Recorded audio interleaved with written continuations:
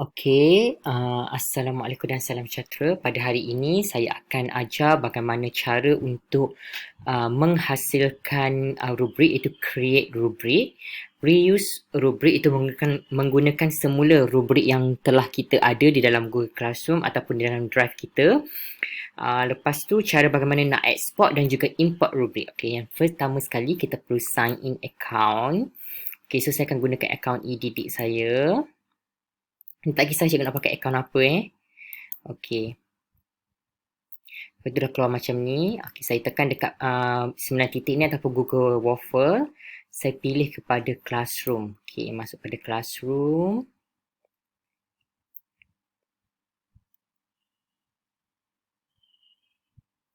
Masuk pada Classroom. Saya bagi pada kelas sini.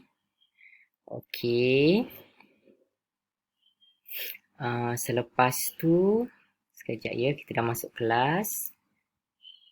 Lepas tu kita pergi pada bahagian classwork. Dekat sini kita nak cuba create ya. Kita nak cuba create. Nak buat rubrik ini kita kena create guna assignment. Contohnya ni saya nak bagi assignment ialah, contohnya ialah bahagian memindahkan maklumat iaitu bina ayat memindahkan maklumat. Tajuk dia pengalaman di hospital. Instruction dia saya akan bagi tulis 5 ayat yang lengkap berdasarkan gambar di bawah.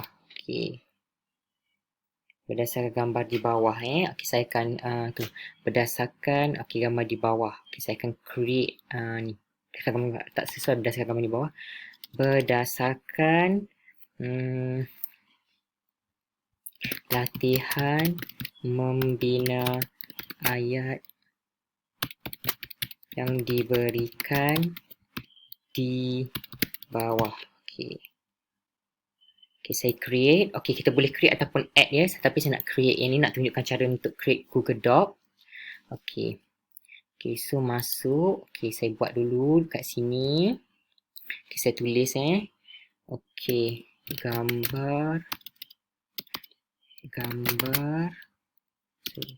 gambar menunjukkan suasana di sebuah hospital.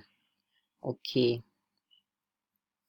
tu tulis 5 ayat yang lengkap berdasarkan gambar di bawah. So saya insert gambar. Saya tekan image, saya upload daripada saya punya komputer. Saya pergi, sebab tadi saya simpan kat desktop, saya kena cari dulu. Yang ini. Saya masukkan gambar ni. Siap. Saya namakan dulu. Tajuk dia tak payah memindahkan maklumat lah sebab tu dah tu. Pengalaman di hospital. Dah. Dia akan save secara automatik. So kat sini kena pilih make a copy for each student supaya semua student dapat. So kita semak sekali lagi, ada tak lagi yang tadi tu. Memang ada dah. Kejap kita tunggu. Gambar tu. InsyaAllah jadilah. Kalau tak, kalau cikgu dah ada file kat dalam cikgu punya Google Drive, boleh ambil terus, ataupun file telah siap kat dalam komputer, boleh ambil terus. Lepas tu kat sini saya dah buat 6 dinamik bahasa Melayu. Point ni sebab buat ayat dia 10 markah je. Due date saya tak letakkan. Topik saya nak create topik under bahagian memindahkan maklumat. Topik dia bahagian A ni kat kertas 2. Ini saya buat nak tunjukkan contoh buat rubrik untuk subjek bahasa Melayu subjek bahasa Melayu untuk UPS Artco. Tekan kat sini. Rubrik ini ada 3. Create rubrik, reuse rubrik dengan import from sheet. So saya ajar cara buat create rubrik dulu. Kita tekan create rubrik, dia akan keluar paparan macam ni. dia akan tanyalah kriteria yang dikendaki. Contohnya kalau untuk sekolah menengah PT3 ataupun SPM untuk subjek Bahasa Melayu ataupun subjek lain, dia lebih ada ni macam contoh kriteria title tu apa dia.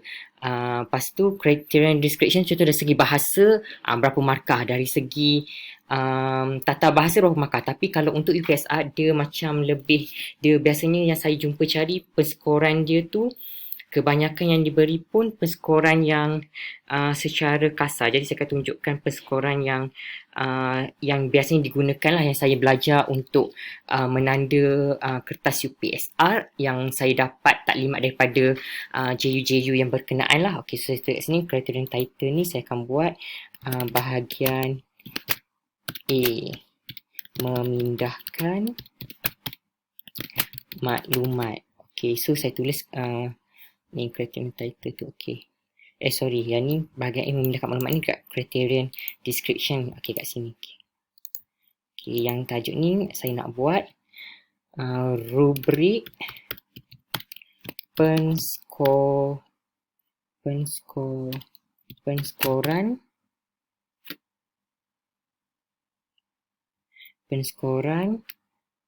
bahasa bahagian A kertas 2 bahasa Melayu. Okey. Kertas 2 bahasa Melayu. Okey, iaitu sebab ini membina ayat. Bukan salah saya. Okey, bagian memindahkan maklumat ataupun membina ayat ni kat sini. Okey. Lepas tu saya letak kat sini. Okey, saya letak kat sini markah sebab dia tak boleh, kalau untuk cemerlang, untuk UPSR untuk bahagian bina ayat ni, cemerlang ialah 9 hingga 10 markah, tapi dekat sini dia tak boleh buat 9-10 markah ke, jadi saya letak kat sini 10 markah. Level title cemerlang. Okey, description dia. Okey, saya akan tulis markah dia untuk panduan pada cikgu lah markah 9 hingga 10. Maknanya cikgu akan tengok sini, cikgu akan tahu nak bagi description dia. Okey, lepas tu saya turun bawah. Apa yang perlu ada ialah kriteria 1, ada 5 idea. Lepas tu yang kedua, ayat majmuk yang gramatis.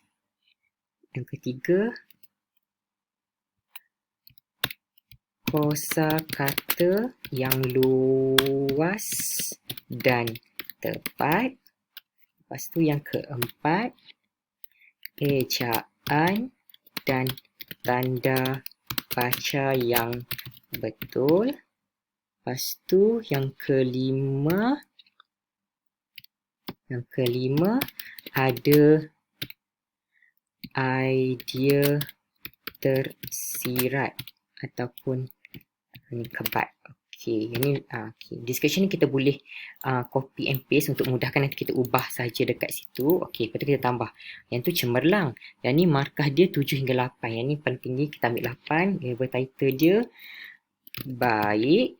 Okey, description dia saya salin yang tadi. Markah dia ialah, saya ubah kat sini 7 hingga 8. Kat sini ada, okey, dia kata cara persekolahan dia ada 4 idea.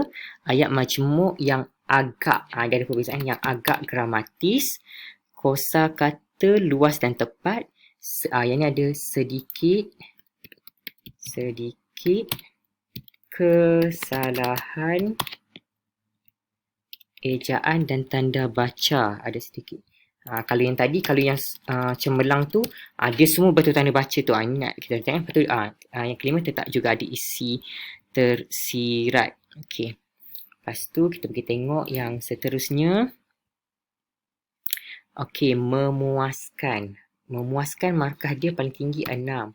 Title dia memuaskan. Lepas tu description tadi saya salin balik saja. Markah dia 5 hingga 6. Dia ada 3 idea. Ayat mudah tetapi sesuai. Agak sini ada berbeza Ayat mudah tetapi sesuai. Lepas tu kosakata dia dah jadi terhad untuk 5 hingga ni. 6 markah ni kosakata terhad. Lepas tu banyak kesalahan. Banyak kesalahan ejaan dan tanda baca. Okey, lepas tu tidak ada isi tersirat. Tidak ada, bukan isi tersirat, idea tersirat. Tidak ada idea tersirat. Okey, lepas tu saya copy yang ni sebabnya yang lepas tu dia banyak yang ni. Okey, sekejap saya copy. Okey, saya buat lagi kat tepi ni. Okey. Okey, seterusnya kurang 3 hingga yang ni 3 hingga 4 markah Ini kurang memuaskan. Okey, description dia markah paling tinggi dia 4 ni. Dan ni cikgu ikut kesesuaian ni sebab saya tunjuk ni untuk UPSR. Kalau yang untuk BI pun dia ada cara dia. Untuk PT3 dan S9 tengok cara macam mana penskoran markah Okey, kalau kurang ada 2 idea, ayat mudah tetapi sesuai. Kosakata sangat terhad yang ni lah. Kosakata sangat terhad.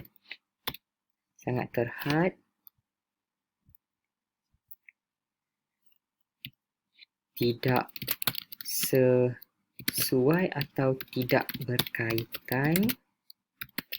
Lepas tu tidak menguasai ejaan dan tanda baca yang ni. Kalau macam email grammar tadi banyak kesalahan. Ini langsung tidak menguasai ejaan ni. Lepas tu tidak ada idea tersirat. Okey, saya copy lagi yang ni untuk yang last. Okey, yang last. Okey, sini. Okey.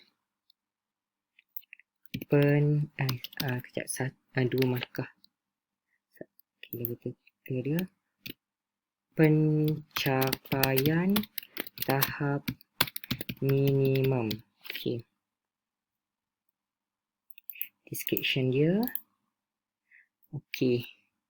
Description dia 1 hingga 2 markah. Dia ada 1 idea. Ayat mudah sahaja. Lepas tu kosakata dia tidak sesuai dan tidak berkaitan. Kosakata tidak sesuai dan tidak berkaitan. Lepas tu tidak menguasai sama tidak ada idea. Okey. Siap. Okey. Cikgu boleh tambah lagi kriteria kalau ada. Kalau macam kalau untuk PT3 dengan SPM, contoh kalau dari segi penulisan dia ada macam mungkin ada idea tersirat, idea tersurat. Lepas tu ada dari segi tata bahasa, dari segi itulah tata bahasa dan yang lain-lain lagi Okey, yang ni saya tunjuk untuk ni. Cikgu boleh buat ikut cara cikgu. Lebih kurang dia rubrik dia macam inilah. Okey, dah siap. Cikgu boleh save. Okey, dia keluar kat sini. Okey, maknanya dah ada ini. Okey, rubrik dia macam gini. Okey, seterusnya saya nak ajar macam mana yang nak tunjukkan. Okey, tak. Okey, yang ni kita tak nak. Okey, kita tak nak delete. Okey, saya cuba. Okey, yang ni saya cuba assignkan dulu kepada murid Okey, assign. Okey, saya assign kepada murid dalam kelas saya dulu. Nanti lepas habis saya tunjukkan tiga-tiga cara ni, barulah saya akan tunjukkan bagaimana dari segi paparan murid